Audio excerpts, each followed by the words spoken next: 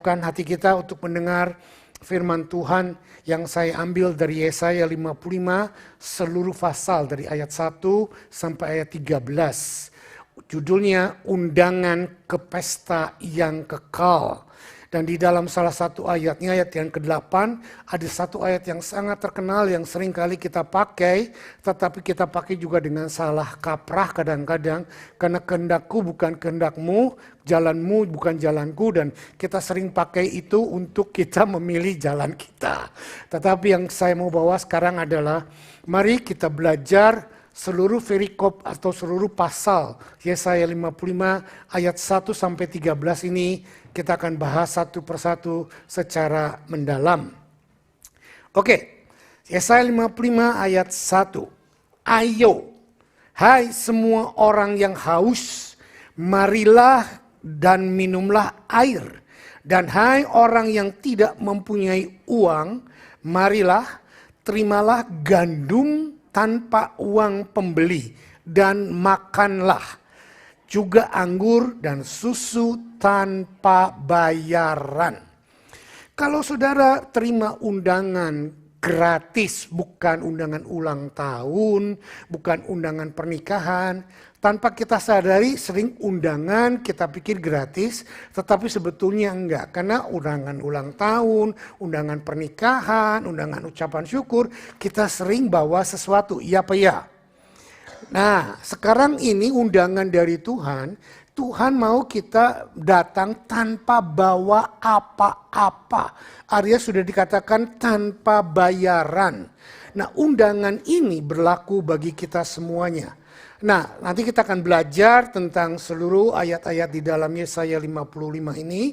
Tetapi ide utama dari dari firman Tuhan hari ini adalah Tuhan memanggil jiwa-jiwa yang miskin, yang melarat, yang haus, yang kelaparan untuk datang ke perjamuan yang penuh berkelimpahan dengan gratis, yaitu keselamatan di dalam Kristus Yesus Tuhan kita. Nah, seringkali undangan ini kita abaikan dan seringkali undangan ini dianggap tidak penting. Yang membuat kita lebih penting adalah undangan untuk dapat kesembuhan, undangan untuk dapat berkat, undangan untuk dapat apa yang saudara butuhkan. Dan seringkali dalam sebuah KKR kita melihat orang-orang datang ke altar call karena ingin kebutuhannya dipenuhi. Tetapi tanpa kita sadari seringkali kebutuhan yang paling mendasar, kebutuhan yang paling mutlak, kebutuhan yang paling penting dalam hidup kita dan yang tidak bisa dipenuhkan atau diisi oleh apapun, baik seksual, baik kebahagiaan suami istri, baik keuangan, baik jabatan, baik pendidikan, yaitu adalah keselamatan yang hanya bisa dikerjakan oleh Tuhan Yesus Kristus. Nah, karena itu sangat-sangat mudah dan gratis. Seringkali kita mengabaikan dengan hal-hal yang sepele karena dianggap percuma, nggak ada artinya. Gratis buat kita bukan berarti itu murahan. Saudara, saya sampai hari ini tidak bisa beli gedung di City karena belum punya duit. Tapi kalau ada seorang konglomerat yang tiba-tiba memberikan sebuah gedung di City buat saya terima gratis nggak? Gratis. Tetapi bukan berarti gedung itu murahan. Buat saya gratis karena ada seseorang yang membayarkan buat saya dengan harga yang tidak bisa saya jangkau. Are you with me? Nah, ide utama adalah ini. Jadi mari tujuan saya menggambarkan perkara ini adalah supaya saudara jangan di-drifting, jangan disalah mengerti, jangan dibawa kepada kebutuhan-kebutuhan yang lain, tetapi kebutuhan mutlak kita adalah menerima Yesus dan Juru Selamat kita. Saudara jangan bilang, "Pak, saya sudah." Oke. Tetapi sudahkah engkau memikirkan itu terus selama hidupmu? Dan jangan pernah mau itu ditukarkan dengan apapun. Amin. Nah, saya akan membagi 3 perikop dari khotbah ini, dari satu pasal ini. Perikop yang pertama, undangan dari Tuhan. Datang ke pestanya Tuhan, dan mulai ayat 1 sampai dengan ayat yang kelima. Siapa yang diundang? pengemis yang kehausan dan yang tidak pernah menikmati kepuasan. Apa yang disediakan? Air, susu, anggur, dan makanan-makanan lezat pilihan. Berapa biayanya? Gratis. Itu perikop pertama.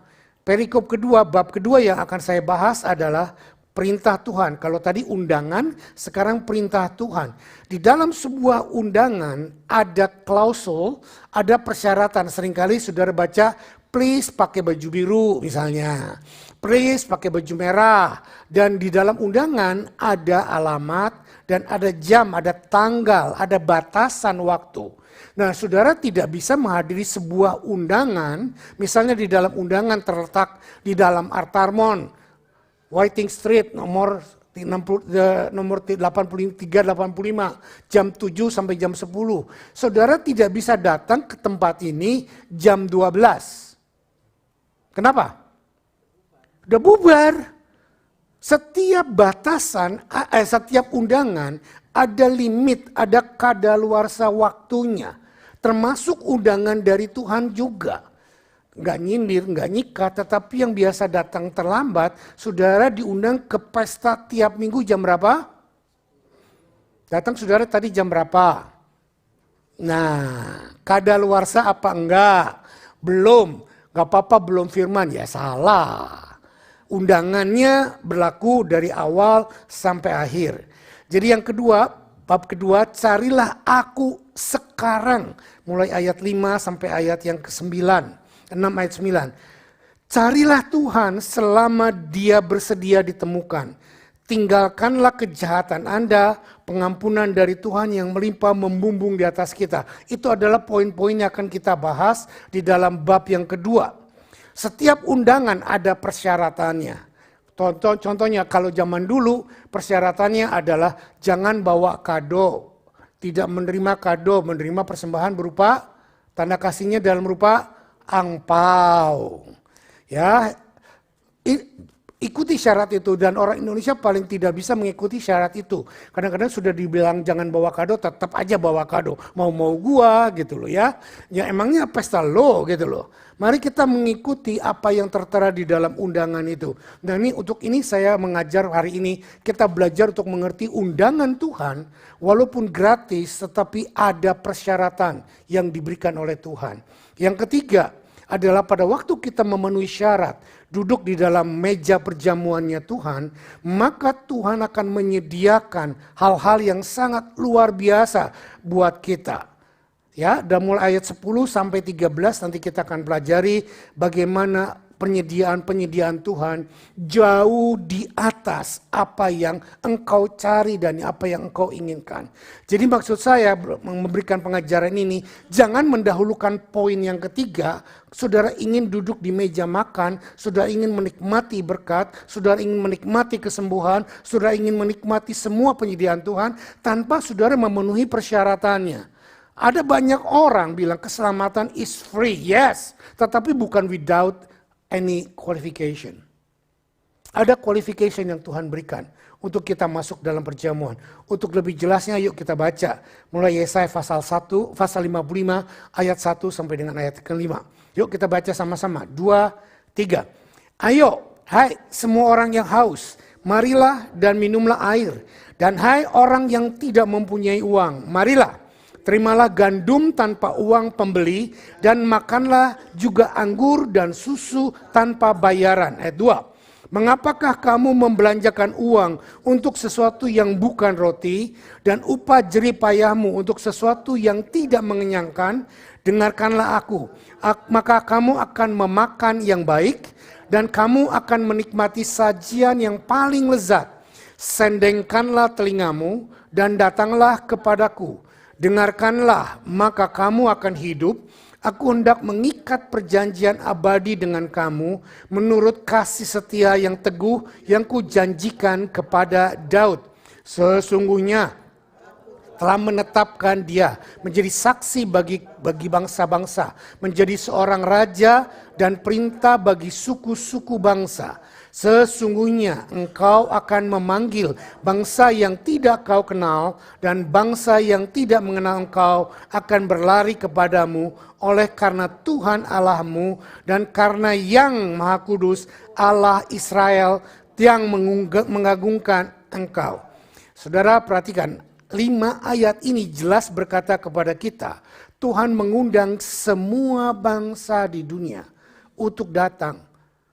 Tidak ada klasifikasi untuk high society, middle society, atau lower society. Tetapi yang diundang adalah saudara semua kita diundang. Yang pertama, cerita ini simpan dulu. Saya mau setelah mempelajari Yesaya 55, saya teringat masa remaja saya, bukan kecil sekali remaja. Siapa di sini menyukai buku-buku Hans Christian Andersen? Suka baca dongeng-dongengnya ya, bagus sekali ya. Banyak sekali hal-hal yang membangun. Tetapi yang saya paling tidak suka dari Hans Christian Andersen, mereka berkata they live happily ever after. Mereka akan hidup selamanya dengan kebahagiaan yang berkelimpahan. Sleeping Beauty kah, Princess Saljuka dan lain sebagainya. Nah, cerita yang saya akan ambil di sini adalah, saudara masih ingat nggak cerita yang berjudul The Little Match Girl atau gadis kecil korek api. Gadis korek api kecil, ingat ceritanya?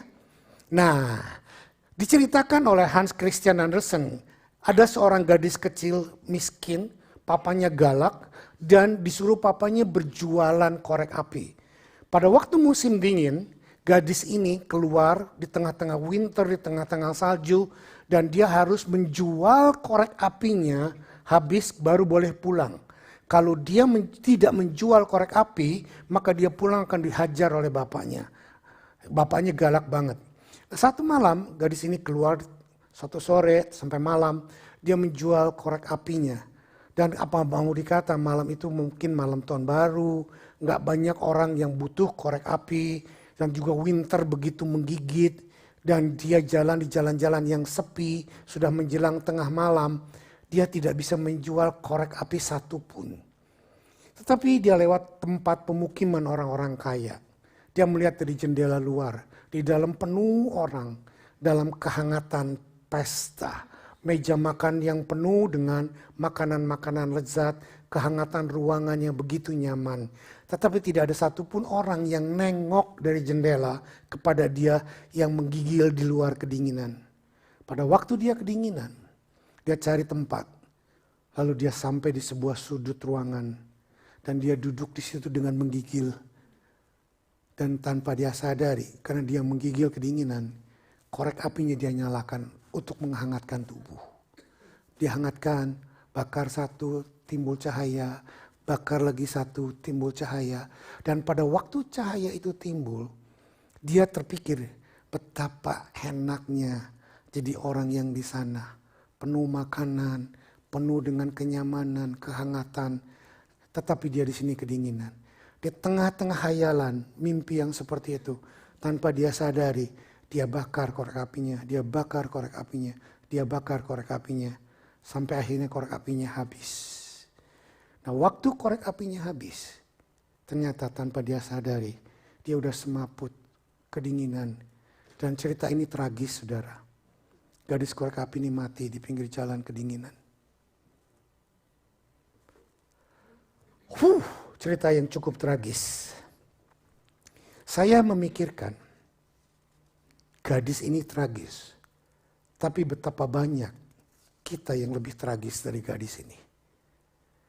Di depan kita ada undangan dari Tuhan Yesus untuk masuk ke dalam kerajaan yang kekal. Untuk hidup di dalam kehangatan kasih-Nya. Untuk hidup di dalam perjamuan yang indah. Tetapi terlalu banyak orang mengabaikan itu. Dan lebih rela ada di pojok dunia yang dingin, yang menggigit untuk dia tinggal di sana. Tanpa dia sadari, orang-orang seperti ini mati di dalam kedinginan dunia. Saudara yang dikasihi Tuhan, Yesaya 55 ini berbicara tentang hal yang seperti itu. Tuhan memanggil semua umat manusia untuk datang ke dalam pestanya.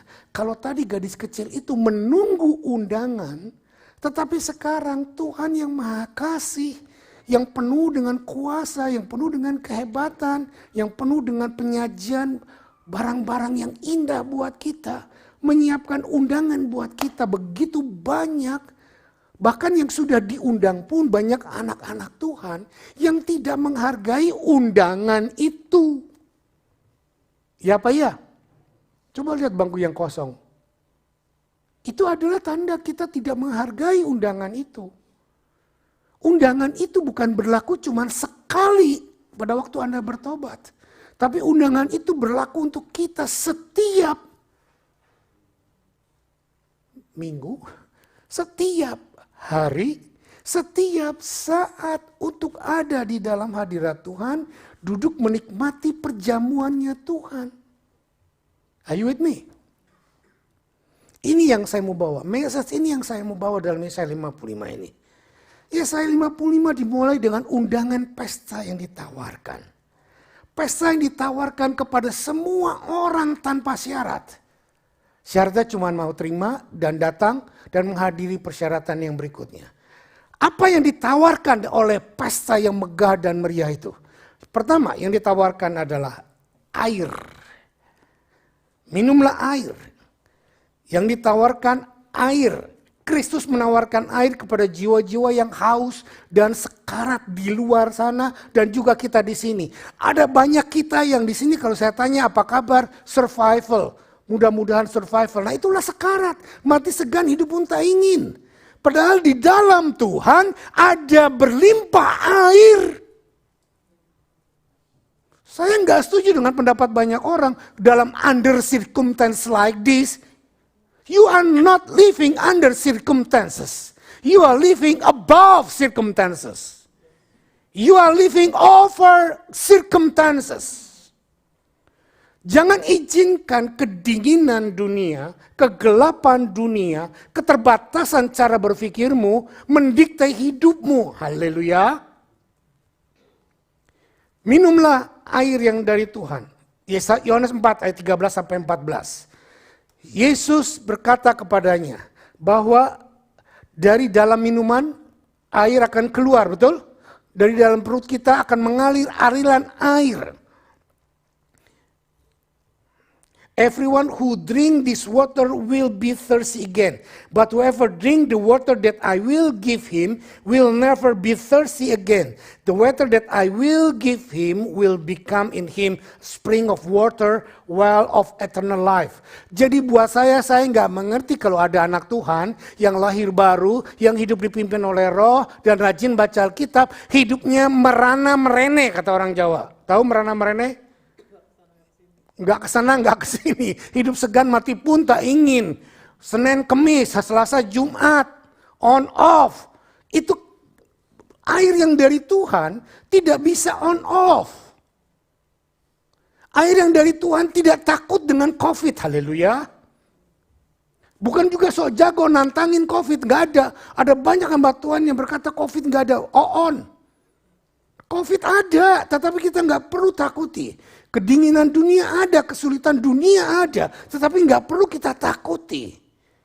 Dan lebih daripada itu, kenapa nggak ke gereja? Gue tersinggung sama si A, gue tersinggung sama si B. Loh, itu kedinginan dunia, tersinggung sana, tersinggung sini. Ngapain kita nggak datang ke gereja bukan mau ketemu si A, si B, kita mau ketemu Tuhan. Haleluya. Ya tapi kan gak bisa kita menghindari orang, ya memang. Tapi ngapain sakit hati sama orang, tersinggung sama orang, lalu menyalahkan Tuhan? Apa kena mengenanya? Itu tandanya air di dalam hidupmu, bukan air yang dari Tuhan. Air yang dari dunia. Tas Louis Vuitton, Hermes, hanya menyenangkan Anda sesaat. Mobil Lamborghini, rumah 5 juta dolar. Hanya menyenangkan sesaat. Karena setelah itu Anda akan thirsty lagi. Jatuh cinta pun cuma sesaat. Yang Anda puja-puja cinta beberapa tahun kemudian bisa mengkhianati cinta Anda. Anak pun sama. Dari kecil Anda puja, Anda besarkan, Anda begitu gede. Aduh, begitu ngelawan kita. Sakitnya hati ini. Kita orang-orang Asia terlalu mendambakan cinta dari orang-orang yang dekat. Begitu kita tidak mendapatkan, kita merasa luka dan kita pun melukai orang lain. Saudara, datang kepada Tuhan. Bukan cuma datang ke gereja. Bukan cuma datang baca Alkitab. Yang ditawarkan oleh Yesus adalah air yang tidak pernah membuat kita dahaga kembali. Kalau Anda hidup masih di Gavron, aduh gua belum senang kalau belum punya Lamborghini. Gua belum bahagia kalau belum punya rumah di Vaucluse. Itu bukan anak Tuhan. Anda bisa ada di gereja tetapi Anda jauh dari Tuhan.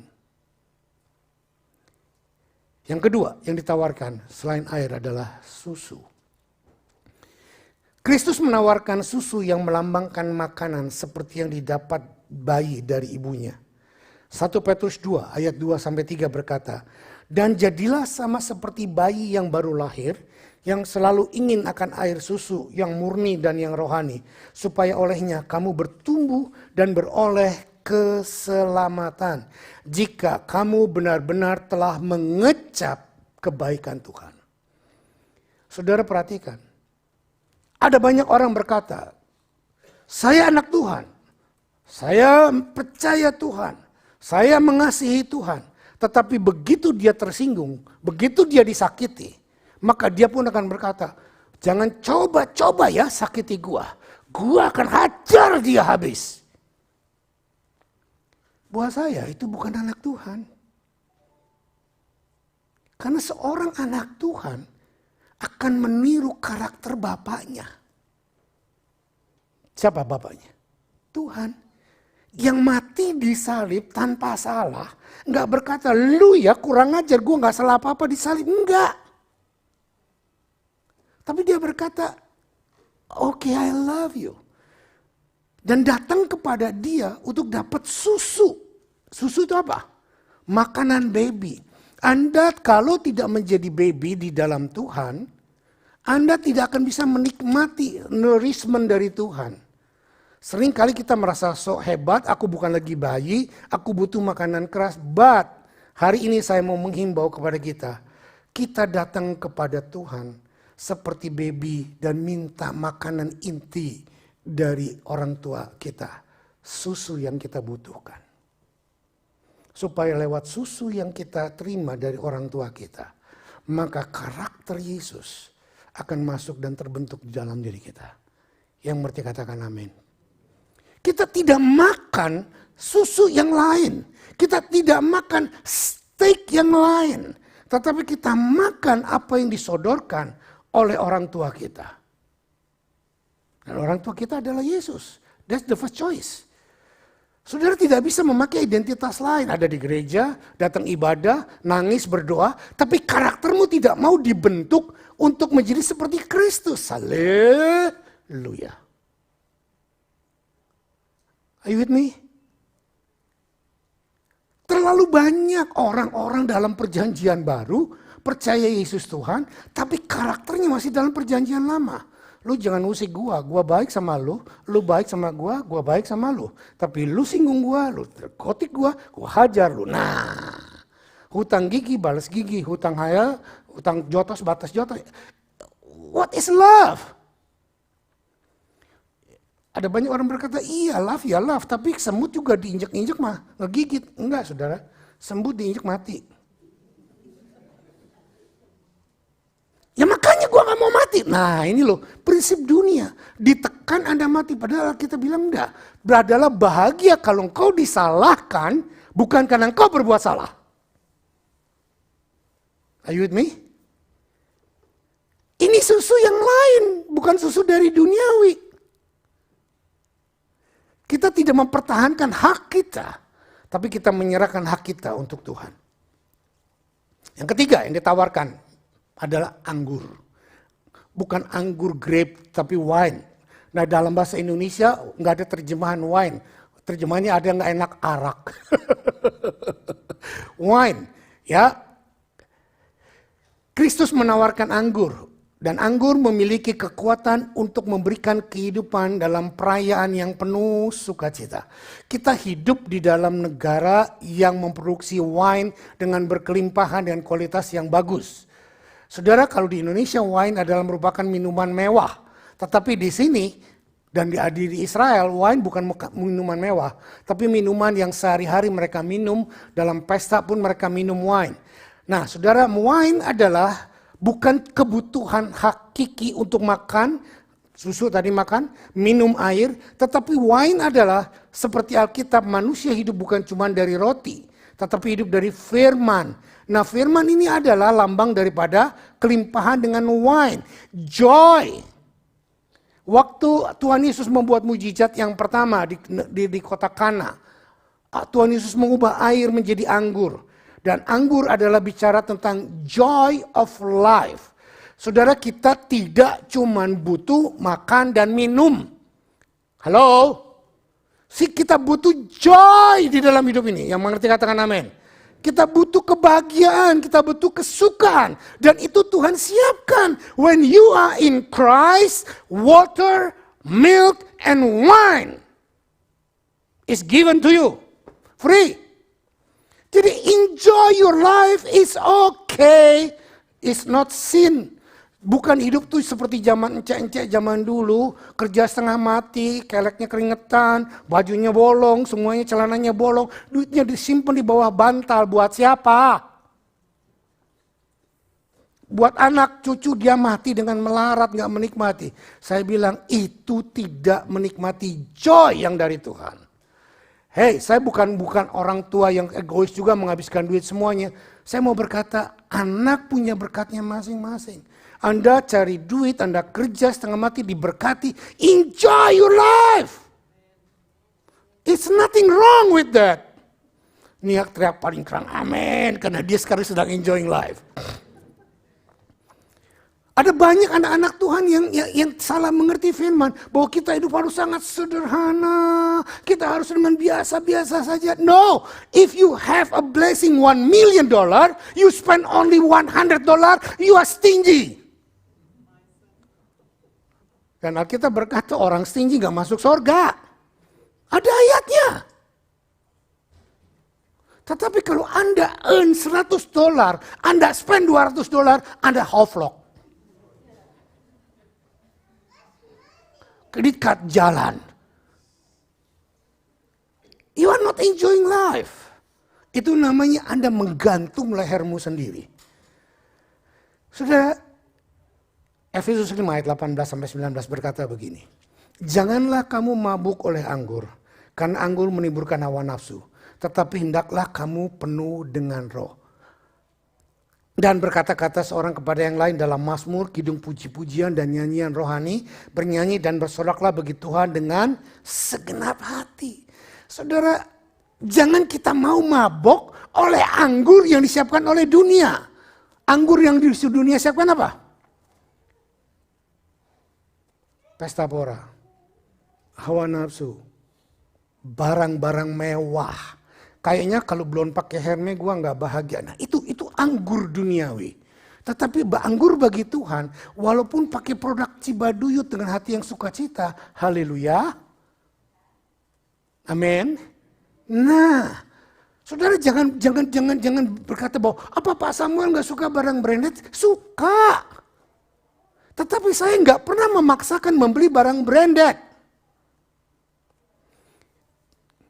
Kesukaan saya bukan karena barang branded. Kesukaan saya, ini ada istri saya jadi saksi. Dari dulu sampai sekarang saya tidak pernah mau kredit. Kalau punya duit beli, kalau nggak punya jangan beli. Itu cara hidup saya, as simple as that. Dan saya mau menikmati joy in the world. Kami kalau pergi pun dari dulu, saya nggak pernah telepon temen yang ada di LA, temen yang ada di Kanada, gua nginep dong di rumah lu begini-begini, enggak. Bukannya semua orang bilang sombong, up to you, tetapi saya mau berkata kalau gua mau liburan, gua harus punya uang semuanya. Gua nginep di hotel yang baik, gua makan di restoran yang baik, gua nggak ngerepotin orang. Ya kecuali diundang. Yang lain lagi, dia tahu kita ada di kota terus diajak ke restoran makan. Ya gitu nggak salah. Tetapi ada banyak orang datang, gue mau datang nih ke kota lu ada tempat nggak? It's not that kind of me. Saya bukan pendeta yang 2 minggu di satu tempat, nongkrong di satu rumah, terus nungguin pelayanan diundang gereja-gereja lain. No! Kalau nggak ada pertujuan yang baik, 2-3 hari di kota itu jalan-jalan, 4 hari pulang selesai. Amin. Saudara, mari kita hidup dengan gaya hidup yang benar supaya joy of the world di dalam diri kita, joy of the Lord di dalam diri kita tidak diambil dan tidak dihabiskan oleh cara berpikir dan tindakan kita yang salah. Pak, bukankah lebih rohani kalau numpang di rumah orang lain? Enggak lebih rohani, saudara. Memberatkan orang lain, ya.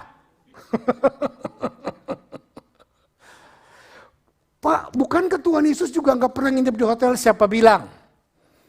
Tuhan Yesus tidak nginep di hotel, tetapi dia menyewa ruangan di atas loteng untuk tempat dia berkumpul. Amin. Dia nggak pernah nginep di tempat-tempat sembarangan di mana-mana, nggak ada. Dia paling nginep di rumah sahabatnya Lazarus, Maria. Dia nginep di sana. Tapi yang lain enggak. Saudara lihat, gaya hidup kita, air, susu, dan anggur. Mari kita nikmati. Saudara, go further. Kita lihat 2 Samuel 7 ayat 15-16. Saya pikir bakal selesai, nyatanya mungkin enggak nih. Karena saya menjelaskan banyak lebih mendetail daripada yang saya tulis. Selalu demikian gembalamu, saudara. Punya banyak yang di otak daripada yang di kertas. 2 Samuel 7 ayat 15-16. Tetapi kasih setiaku tidak akan hilang daripadanya. Seperti yang kuhilangkan daripada Saul yang telah kujauhkan daripadamu. Keluarga dan kerajaanmu akan kokoh untuk selamanya. Di hadapanku dan tahtamu akan kokoh untuk selamanya. Saudara, dalam bagian pertama dari Yesaya 55 ayat 1-5 ini, Tuhan juga berjanji kepada Daud bahwa kerajaan Daud dan tahta Daud akan kekal untuk selama-lamanya. Dan ini adalah janji Tuhan abadi, dan saya sangat yakin, sangat percaya bahwa yang dikatakan tahta Daud akan kekal selamanya, bukan Daud pribadi. Ada banyak orang-orang berkata Daud pribadi nanti akan turun. Saya tidak meyakinkan itu. Saya percaya yang dikatakan tahta Daud akan kekal untuk selamanya adalah anak daripada keturunan Raja Daud. Siapa? Yesus Kristus. Yesus Kristus lahir dari keturunan Daud. Dan dialah yang akan memerintah untuk selama-lamanya di atas muka bumi. Mengidentifikasikan bahwa ada seorang dari keturunan Daud untuk hadir dan untuk memerintah hidup kita. Dan dialah yang mengundang Anda dan saya untuk menikmati air, untuk menikmati susu, untuk menikmati wine. Jadi saya setuju dengan Kojo yang berkata minum wine sedikit saja tiap hari. Cuman sayang saya nggak dikasih wine sama Kojo. Pesan sponsor, ya. Ntar katanya itu kan, ditodong dari mimbar jagoan, saudara. No, just kidding, saudara semua tegang dengarkannya. Jadi wine yang sebenarnya bukan wine itu, tapi adalah kesukaan, joy of the Lord yang dari Tuhan. Nikmati itu. Kapan Anda nikmatinya? Sekarang. Amin. Sekarang, nikmati air yang dari Tuhan. Nikmati susu yang dari Tuhan. Nikmati wine yang dari Tuhan. Enjoying your life. Jangan mau dibuat stres. Walaupun belum punya pekerjaan tetap. EGP. Emangnya gua pikirin. Walaupun tabunganmu belum mencapai $1 juta untuk masa tuamu. EGP. Tuhan akan mencukupkan semua kehidupanmu. Amin. Amin. Jangan mau hidup digovern dengan cara berpikirmu. Orang dunia berkata bahwa engkau harus punya saving sekian, baru masa tuamu akan bahagia. Itu semua yang dibatasi oleh manusia. Dan itulah anggur duniawi. Jangan ambil itu. Mari ambil anggur yang Tuhan punya. Dan anggur yang dari Tuhan punya kesukaannya bukan mengambil. Kesukaannya adalah memberi.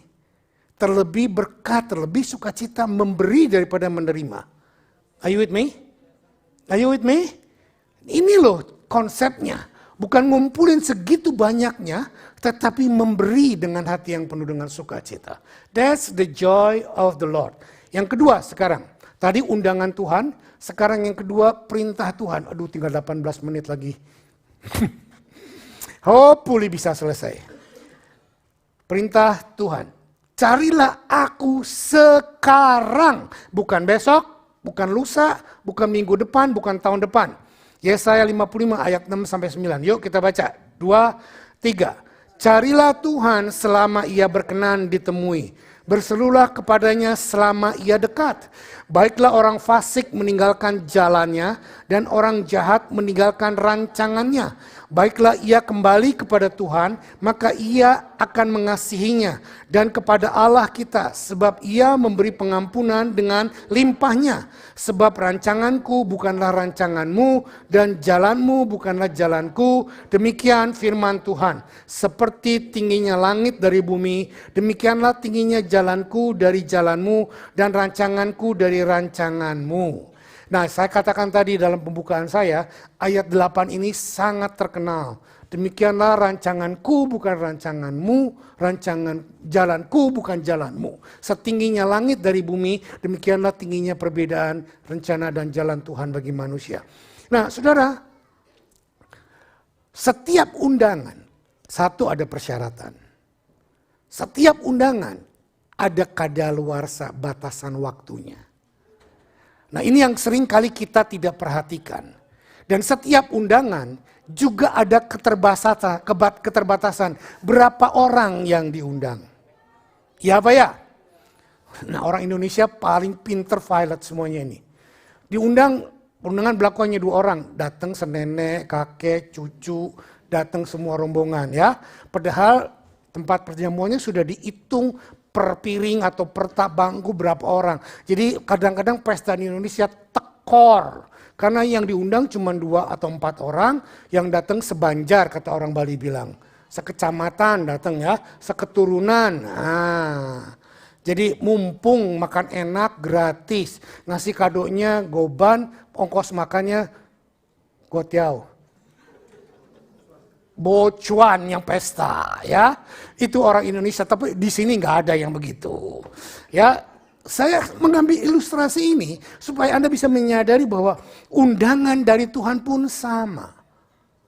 Keselamatan, untuk menikmati berkat Tuhan, untuk menikmati mujizat Tuhan, untuk menikmati airnya Tuhan, untuk menikmati susunya Tuhan, untuk menikmati wine-nya Tuhan, semua ada prakualifikasinya.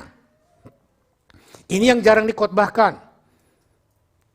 Gratis, iya gratis, tetapi selain gratis, ada beberapa persyaratan yang perlu kita pelajari. Oke, kita lihat. Ayat yang ke-6, carilah Tuhan selama ia berkenan ditemui, selama ia dekat. Dengan kata lain, kesabaran Tuhan, undangan Tuhan untuk mengundang Anda datang dan menikmati kebaikannya pun ada batasannya. Banyak pendeta berkata tidak ada batasannya, tidak ada limitnya, semuanya at any time, forever. Saya nggak setuju dengan pernyataan itu. Memang kita tidak tahu batasannya Tuhan seberapa dalam, seberapa tinggi, seberapa lebar, seberapa jauh. Tetapi tetap ada batasannya. Batasannya yang paling jelas. Carilah Tuhan selama ia berkenan ditemui. Berserulah kepadanya selama ia dekat. Dan Tuhan berkata dalam Roma 10 pun ayat 13 sama. Setiap orang yang berseru kepada nama Tuhan akan diselamatkan. Tetapi masalahnya tetap ada waktunya. Nah, kemana nih? Oke, saya masuk lebih jauh. 2 Korintus 6 ayat 2. Sebab Allah berfirman, pada waktu aku berkenan, aku akan mendengarkan engkau. Dan pada waktu hari penyelamatan, aku akan menolong engkau. Sesungguhnya waktu ini adalah waktu perkenanan itu. Sesungguhnya hari ini adalah hari penyelamatan itu. Tuhan tidak selamanya berdiri dan mengulurkan tangan kepadamu sampai selama-lamanya. Dia bilang ayo datang, ayo datang, ayo datang. Kapan saja, anytime. Enggak. Sekarang ini masih. Tetapi ada batasannya. Batasannya apa? Kita masuk. undangan Tuhan, slide 16, undangan Tuhan akan berakhir pada waktu kita orang berdosa mati. Are you with me? Dan Anda tidak tahu kapan Anda mati. Are you with me? Dan jangan lagi berdoa buat orang Tuhan, amal jariahnya delete ya. Kita tidak pernah mendoakan yang demikian. Kalau Anda datang ke orang mati, bukan mendoakan orang yang mati supaya masuk surga. Kalau Anda datang ke orang mati, Anda berdoa supaya yang ditinggalkan dapat kekuatan dan ketabahan untuk menghadapi masa-masa sulit. Are you with me? Saudara, batasannya adalah kematian. Yang kedua, batasannya adalah second coming. Sama dengan second coming, dengan kematian, we don't know when. Alkitab tidak menjelaskan kapan waktunya. Dua batasannya undangan Tuhan adalah kematian dan kedatangan Tuhan yang kedua kali. Begitu second coming terjadi, maka pertobatan semua yang terjadi bisa terlambat. Bisa terlambat. Sebab itu undangan yang dari Tuhan sekarang ini waktunya. Baiklah orang fasik meninggalkan jalannya. Nah itu syaratnya. Kalau Anda mau menikmati perjamuan Tuhan, tinggalkan cara berpikirmu yang duniawi. Yang tadi utang gigi bayar gigi. Gua mah dari sononya udah begini. Kalau lu jahat sama gua, lu. Nah itu orang fasik cara berpikir. Tinggalkan cara berpikir demikian. Kalau lu baik sama gua baik sama lu. Lu jahat sama gua lebih jahat sama lu. 7 turunan lu injek turunan gua congkel. Saudara, tidak demikian dengan kasih Tuhan. Nah Tuhan mengundang kita untuk datang nikmati susunya Tuhan. Pada waktu kita menikmati susunya Tuhan, maka cara berpikir kita yang mungkin kita itu keras karena ditempa dulu masa kecil kita oleh orang tua kita, oleh keadaan yang seperti itu yang membuat kita menjadi, ingat nggak? Psikologis pun berkata, hurting people will hurting other people. Tapi itu tidak terjadi waktu Anda menikmati water, milk, and the joy of the Lord, wine. Kenapa? Karena semua yang Tuhan berikan, dengar baik-baik, melampaui semua kesakitan dan persoalan yang Anda pernah terima. Are you with me? Orang fasik meninggalkan jalannya. Kenapa mau meninggalkan jalannya? Karena dia tahu seperti gadis korek api itu di tengah dunia ini nggak ada yang care dengan dia. Loh makanya Pak, aku juga nggak care sama orang lain. Kenapa? Karena nggak ada orang care sama aku. Nah, lagi-lagi perjanjian lama kan. Tapi tidak demikian kalau Anda sudah di look after, di care oleh Tuhan, maka Anda dengan sangat generous untuk melakukan caring each other. Tinggalkan jalannya dan orang jahat meninggalkan rancangannya. Baiklah ia kembali kepada Tuhan, maka ia akan mengasihaninya dan kepada Allah kita sebab ia memberi pengampunan dengan limpahnya. Saudara, bukan cuma orang yang belum bertobat. Saudara yang di sini termasuk saya sangat mudah untuk kembali mengambil jalan hidup orang yang tidak percaya. Badan kita ada di sini. Tapi pikiran kita nggak beda dengan pikiran mereka. Ini yang bahaya. Saudara, mari tinggalkan cara berpikirmu. Tinggalkan pola pikir yang masih didrive oleh value-value dunia yang dingin dan gelap. Seperti gadis korek api itu. Merasa kesendirian, akhirnya mati sendirian.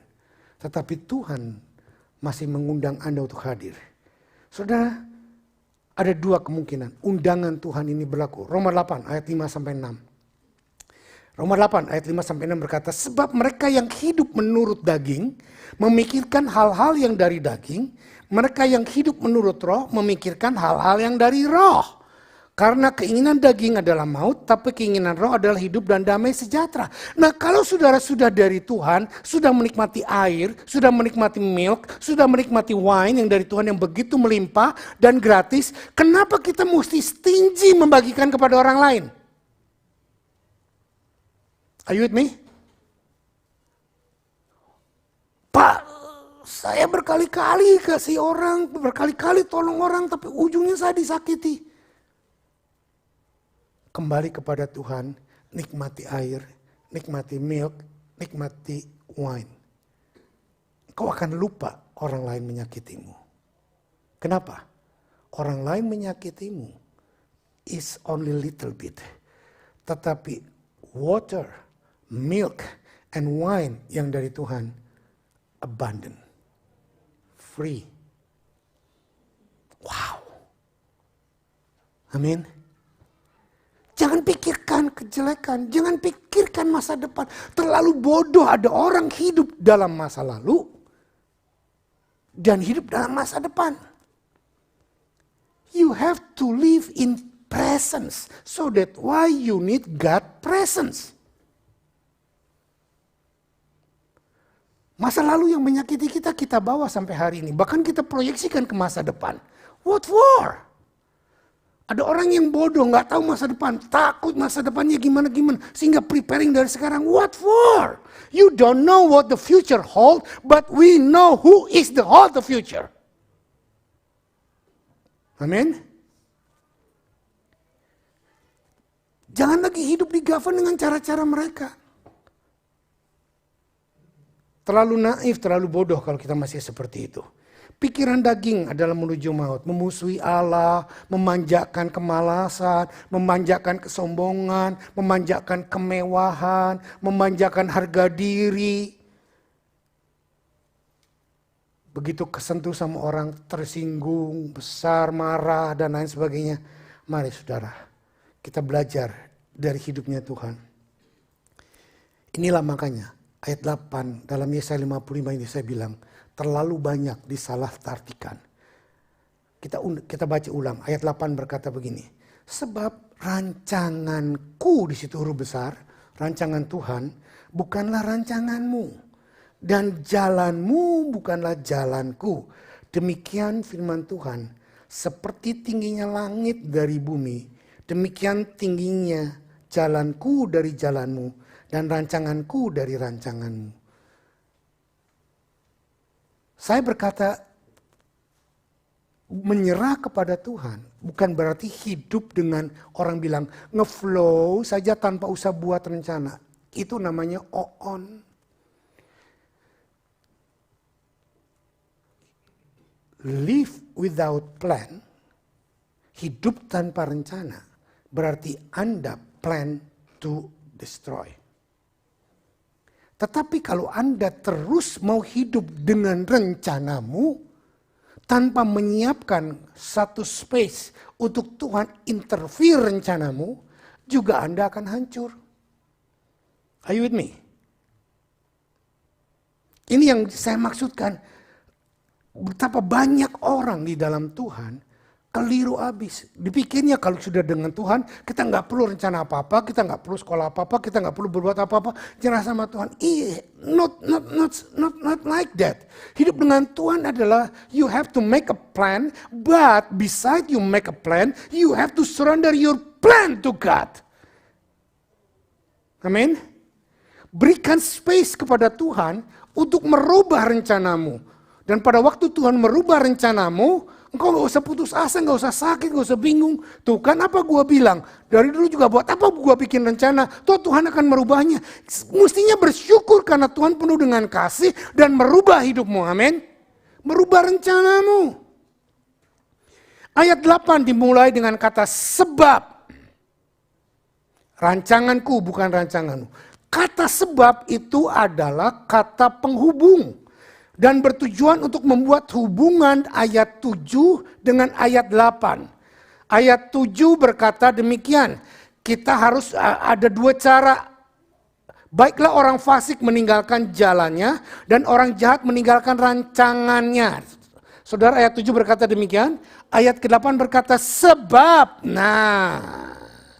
Kalau saudara tidak mau meninggalkan jalanmu, tidak mau meninggalkan rencanamu, tidak mau meninggalkan semua yang kau desain, maka rencana Tuhan tidak akan terjadi. Ya apa ya?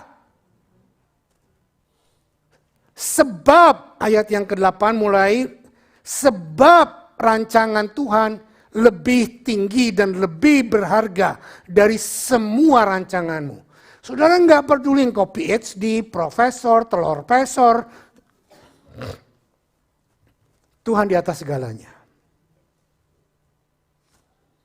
Buatlah rancangan.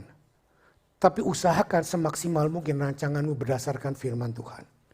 Tetapi kita belum hidup 100% di dalam Tuhan. So we make a mistake in our planning. So that's why we have to surrender our planning to God. Dan kita harus mengakui kalau Tuhan interfere rencana kita. Yang sudah kita susun. Besok tahun depan aku mau buka toko baru, aku mau beli rumah baru, aku mau pensiun, aku mau begini, aku mau bikin self management, begini. But if not happen like that, jangan marah sama Tuhan. Jangan kecewa sama Tuhan. Karena rancangan Tuhan lebih besar. Itu yang pertama. Yang kedua ayat 7 berkata, baiklah ia kembali kepada Tuhan, maka ia akan mengasihinya dan kepada Allah kita, sebab ia memberi pengampunan dengan limpahnya. Nah mungkin saudara membuat rancangan sudah benar, tetapi itu bukan kehendak Tuhan. Tapi ada banyak kita membuat rancangan yang di luar rencana Tuhan yang salah. Contoh, saudara ketemu yang single, ketemu pacar bukan anak Tuhan, lalu menikah dengan mereka, dan saudara hidup di luar daripada berkat Tuhan, berbaliklah kembali kepada Tuhan. Amin. Atau saudara merencanakan sesuatu yang bukan rencana Tuhan. Kembali bertobat kepada Tuhan, sebab rancangan Tuhan jauh lebih tinggi, jauh lebih besar, jauh lebih mulia daripada yang kau bisa rencanakan. Amin. Saya kebut, usahakan berhasil. Yang ketiga sekarang, penyediaan Tuhan. Yesaya 55 ayat 10-13. Yuk kita baca. Sebab seperti hujan dan salju turun dari langit dan tidak kembali ke situ, melainkan mengairi bumi, membuatnya subur dan menumbuhkan tumbuh-tumbuhan, memberikan benih kepada penabur, roti kepada orang yang mau makan. Demikianlah firman-Ku yang keluar dari mulutku, ia tidak akan kembali kepadaku dengan sia-sia, tetapi ia akan melaksanakan apa yang ku kehendaki dan akan berhasil dalam apa yang kusuruhkan kepadanya. Sungguh, kamu akan berangkat dengan sukacita dan akan dihantarkan dengan damai. Gunung-gunung serta bukit-bukit akan bergembira dan bersorak-sorai di depanmu, dan segala pohon-pohonan di padang akan bertepuk tangan. Sebagai ganti semak duri akan tumbuh pohon sanobar, dan sebagai ganti kecubung akan tumbuh pohon murad, dan itu akan terjadi sebagai kemasyuran bagi Tuhan, sebagai tanda abadi yang tidak akan lenyap. Saudara yang saya kasihi dalam Tuhan, ini garansi dari Tuhan. Waktu Anda mau meninggalkan rancanganmu, waktu Anda mau meninggalkan planning hidupmu yang sudah engkau buat. Pak, plan saya umur 50 tahun saya pensiun. Saya juga dulu begitu. Saya nggak mau pensiun, saya bilang 50 tahun saya mau mundur dan saya mau begini, mau begitu. Tetapi kenyataannya belum bisa dan saya nggak pernah mau pensiun. Karena saya tahu walaupun umur saya nanti 70, saya nggak pensiun. Saudara jangan pikir bahwa Bapak terus jadi gembala, nanti Yosi kalian jadi gembalanya. Enggak, bukan itu. Saya bilang saya akan berubah fungsi. Kalau saya sekarang gembala senior, nanti umur 70 atau umur berapa saya nggak tahu sesuai Tuhan. Saya akan turun lengser dan saya akan menjadi penasehat. Dan saya akan berjalan berkeliling menasehati orang-orang yang masih muda, yang butuh arahan untuk bagaimana melayani Tuhan dengan biblical. That's my calling, that's my duty. Saudara, saya tidak ingin selamanya berfungsi menjadi gembala senior. Saya tahu satu saat saya akan berubah. Dan saya mau biarlah itu berubah sesuai dengan janjinya Tuhan. Nah firman Tuhan berkata dalam Yesaya 55 ayat 10-13. Bahwa firman yang keluar dari mulutnya Tuhan tidak akan pernah kembali dengan sia-sia. Kalau saudara pegang janji Tuhan, apa yang Tuhan pernah katakan kepadamu, baik secara pribadi, baik lewat ayat firman, baik lewat nubuatan, baik lewat pembacaan Alkitab, baik lewat saat teduh, lewat apapun. Saudara dengar, Tuhan tidak pernah menarik firman-Nya. Dan Tuhan tidak pernah menggagalkan firman-Nya. Dia membandingkan firman-Nya seperti seperti hujan yang turun dari langit dan seperti salju yang turun. Saudara pernah melihat hujan naik lagi ke langit? Ada yang pernah melihat hujan naik lagi ke langit? Ada yang pernah melihat salju dari bawah naik lagi ke atas?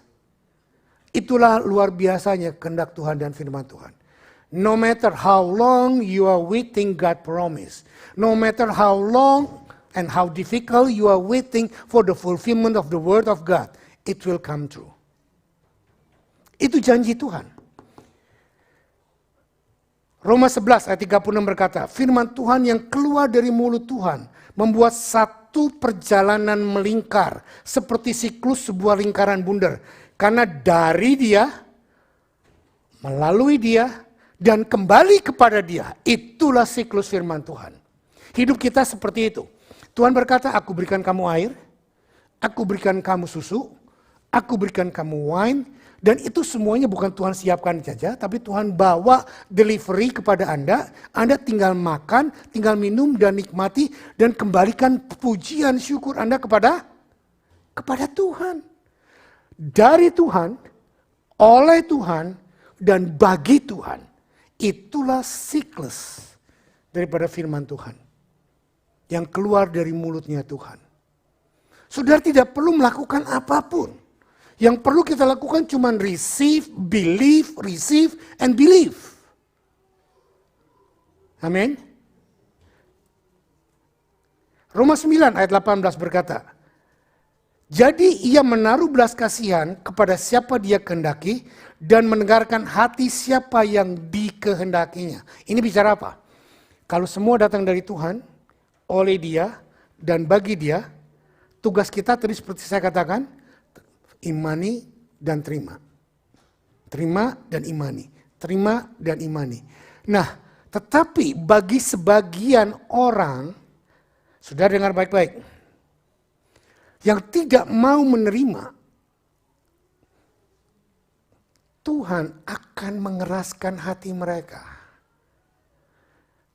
Jangan lompat dari tempat duduk saudara. Enggak semua orang mau menerima firman Tuhan dengan benar. Ada banyak orang yang tidak mau menerima firman dengan benar. Dan itu sudah dikatakan oleh Roma. Ada sebagian yang menerima dengan baik, ada sebagian yang menolak.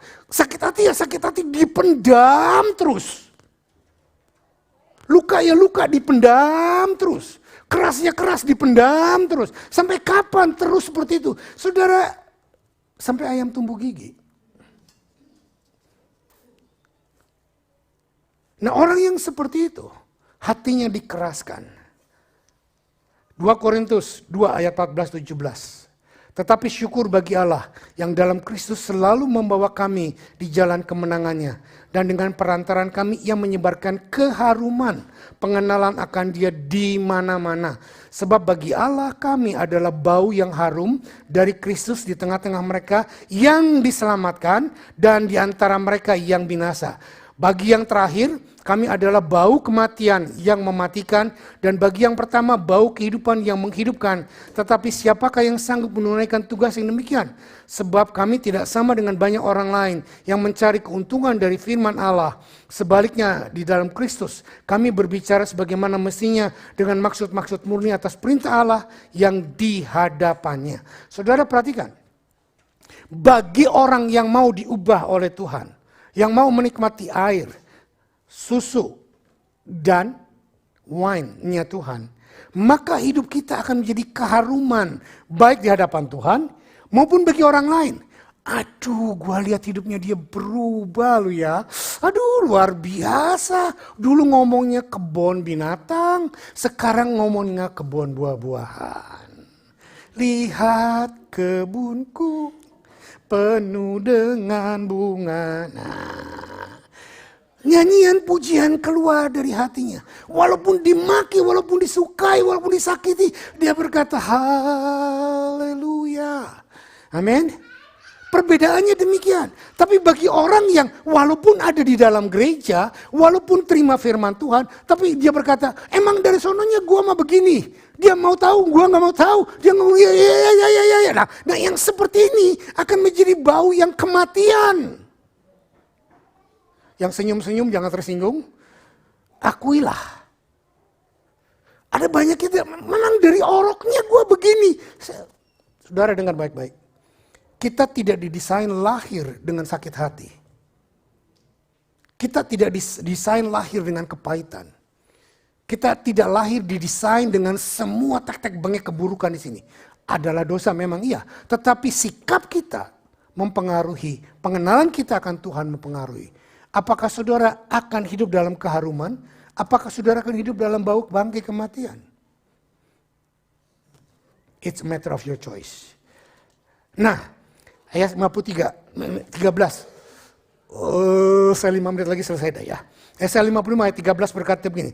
Sebagai ganti, ayat 13 langsung. Sebagai ganti semak duri akan tumbuh pohon sanobar. Dan sebagai ganti kecubung akan tumbuh pohon murat. Dan itu akan menjadi sebagai kemasyuran bagi Tuhan. Sebagai tanda abadi yang ajaib. Saudara, saya jelaskan. Saya nggak tulis di dalam slide. Ini adalah tanda akhir daripada kutukan Adam atau kutukan kepada bumi karena kejatuhan Adam. Saya larat perkataan saya, bukan kutukan Adam, tapi kutukan Tuhan kepada bumi karena kejatuhan Adam. Sebagai semak duri. Semak duri adalah pohon yang dihasilkan oleh Adam setelah Adam jatuh dalam dosa. Sebelum Adam jatuh dalam dosa, di Garden of Eden tidak ada semak duri. Are you with me? Alkitab berkata setelah Adam jatuh dalam dosa, maka ganti dari pohon-pohon buah-buahan, engkau akan menghasilkan semak duri.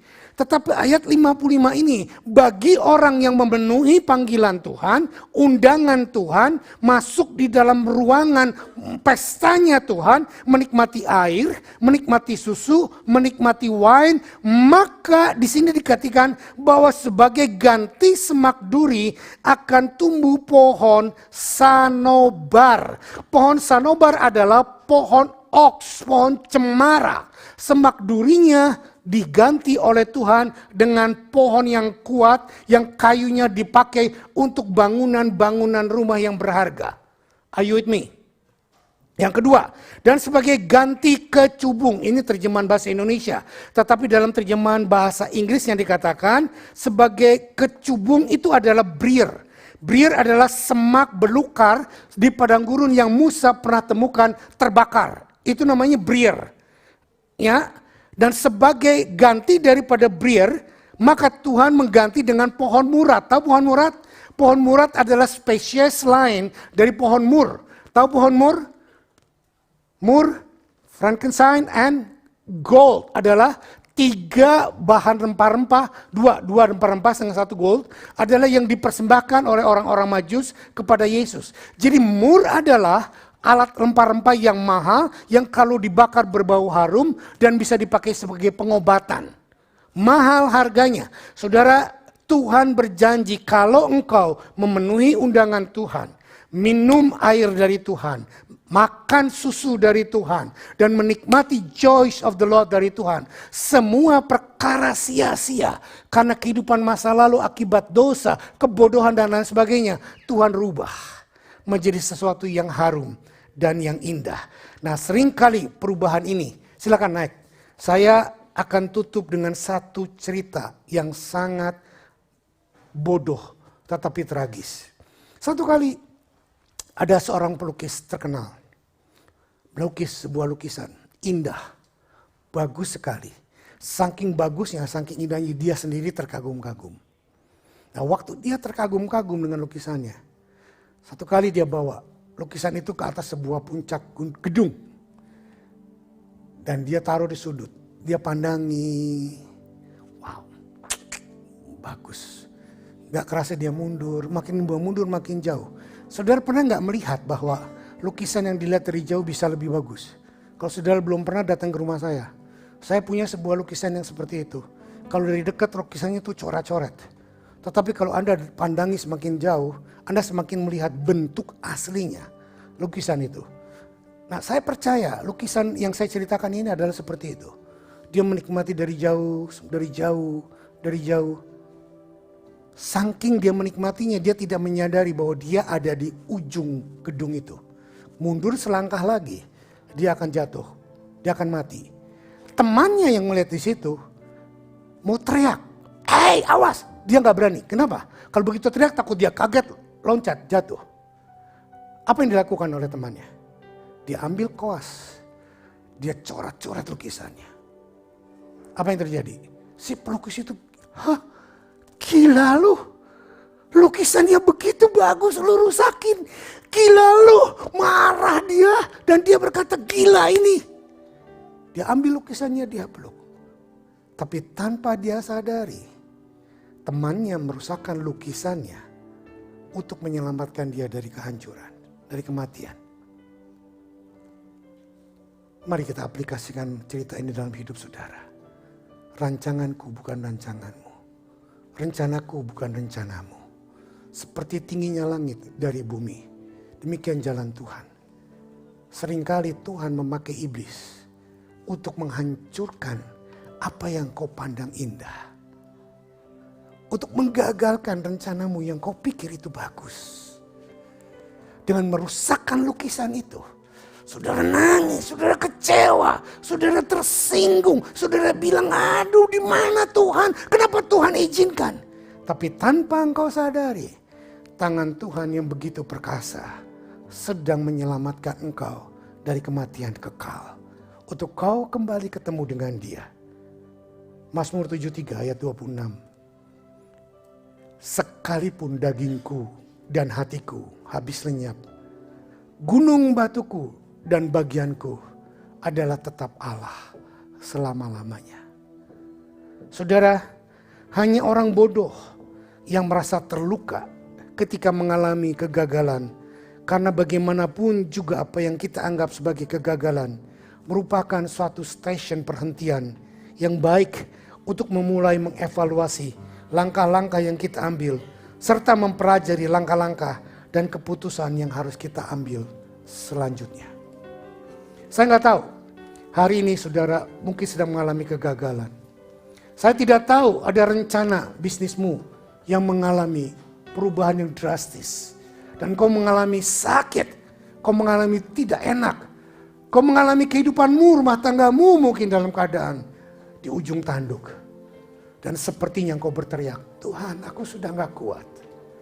Mari datang kepada Dia. Datang kepada Tuhan. Apakah artinya sebuah kegagalan? Kalau kegagalan itu adalah rancangan Tuhan untuk membuat kita masuk di dalam undangannya yang kekal untuk selama-lamanya. Mari nikmati yang dikatakan kegagalan. Mari nikmati yang dikatakan kehancuran. Mari nikmati dengan dimensi air dari Tuhan, susu dari Tuhan, dan wine yang dari Tuhan. Kau akan menikmatinya dengan luar biasa. Mari kita tundukkan kepala. Roh Kudus, hamba sudah berhenti berbicara. Tetapi hamba percaya Engkau tidak akan pernah berhenti berbicara. Tarik kami Tuhan dari rencana hidup kami, dari cara berpikir kami, dari jalan-jalan rancangan kami yang tidak sepaham dengan Engkau. Dan ajar kami untuk kami mengerti bahwa rancangan-Mu sekalipun menyakitkan, sekalipun kelihatannya buruk bagi kami, sekalipun kelihatannya mundur, sekalipun kelihatannya gagal, tetapi itu jauh lebih baik. Karena itu memberikan kami kehidupan yang kekal. Entah itu penyakit yang sedang kau hadapi, itu adalah rancangan Tuhan. Entah itu kegagalan yang sedang kau hadapi. Entah itu konflik dalam rumah tangga. Entah itu konflik di dalam bisnis. Entah itu konflik di dalam pelayanan. Entah itu konflik apa saja yang sedang kau hadapi. Tuhan mendesain itu untuk menarik kita. Mari datang kepadaku. Jangan cari sudut gelap seperti gadis korek api yang akhirnya mati sendirian. Tapi mari penuhi undangan Tuhan untuk masuk ke dalamnya. Dan nikmati air, nikmati susu, nikmati wine dengan gratis. Terima kasih Tuhan, hamba serahkan hidup kami. Nah sekarang hamba mau seal semua kehidupan kami, iman kami di dalam tubuh dan darah-Mu. Persekutukan roti ini dengan tubuh-Mu, anggur minuman ini dengan darah-Mu. Menjadi makanan dan minuman sejati untuk kami bisa duduk menikmati hidangan yang terindah, yang termewah, yang terluar biasa dari kehangatan kasih-Mu. Dalam nama Yesus.